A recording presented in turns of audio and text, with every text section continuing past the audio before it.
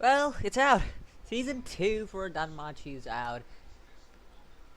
It's been such a long time. It's been about 3 years since I last saw season 1. About 3 years, 2 years?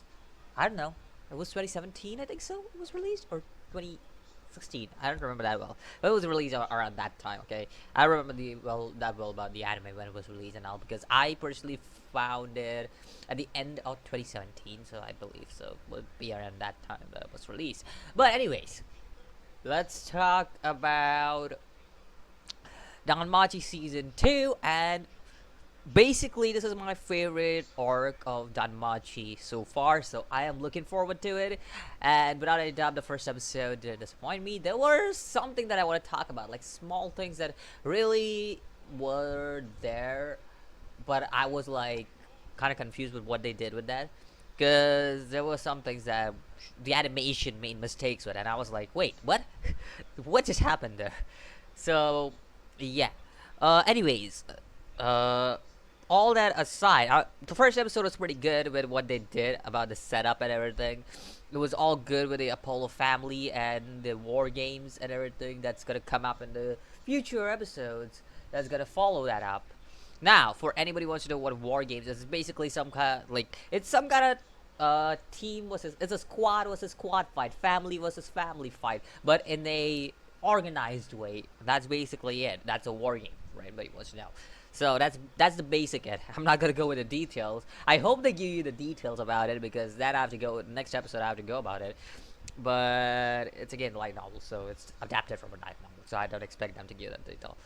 So all that aside, it's good to see the series has finally came back. It's good to see Belle is finally back on the small screen. I want to say the big screen, but it's good to see Belle back and on the small screen, and he's one of the characters that I really like. It's one of the main protagonists that I personally like a lot, because I just like Belle. He's pretty cool. Like, and we also are gonna get, just a quick heads up, we're gonna get a lot of development now. Development for different characters, by the way.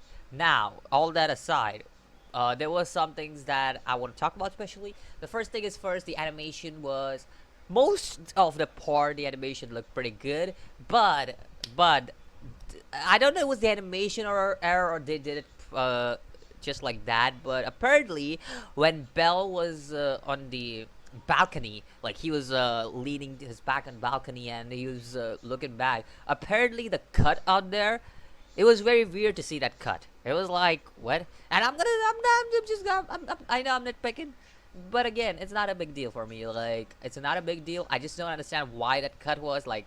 It was weird to see that cut, because you see these guys spot Bell, and there's a small sequence, okay? Because in the light novel, basically Bell spots them, and then they look at Bell, and Bell is sweating there, and he's like, "What the hell is happening there?" Like, that's basically what's happening there. And then you see Hermes call him out, and he's like, "What are you doing? You're on the balcony." And then they disappear when Bell looks back. So that's why I was kind of like, why did they do that weird shit? Because it was kind of weird for me. So yeah, that was a small part about that. That kind of got me. Other than that, most of the things that were adapted were pretty much well adapted, I would say. Like for the first episode, because it felt like it was all there. Everything was pretty good.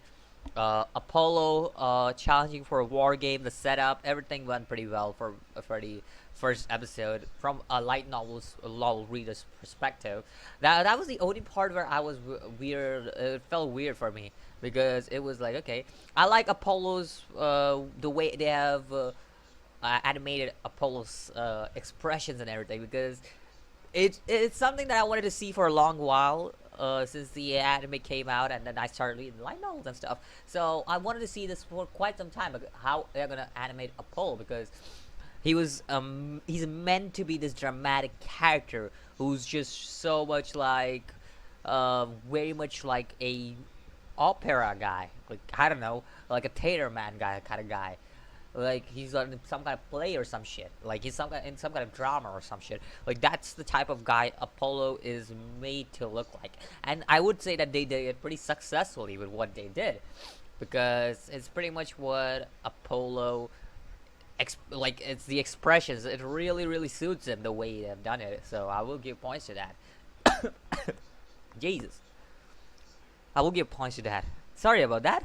That was a I just had that happen, but I will give points to that, and it was pretty good to see uh, that happen.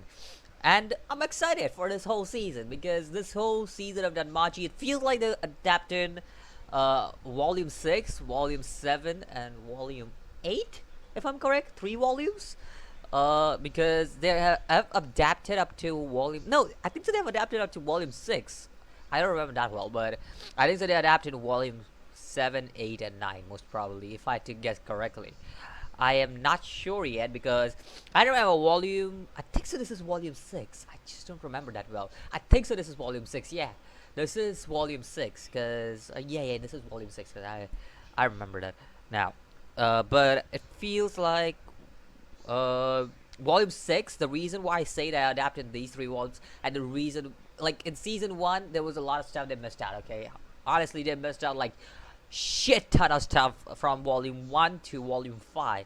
That really kind of disappointed me. That gave major character development for a lot of characters. Even that, it was still a good, it was a decent anime. I wouldn't say good, but when you read light novel, you like, okay, they missed out on a lot of stuff, like Hestia's character development, Wells' character development, Lily's character development. There's a lot of stuff they missed that out on.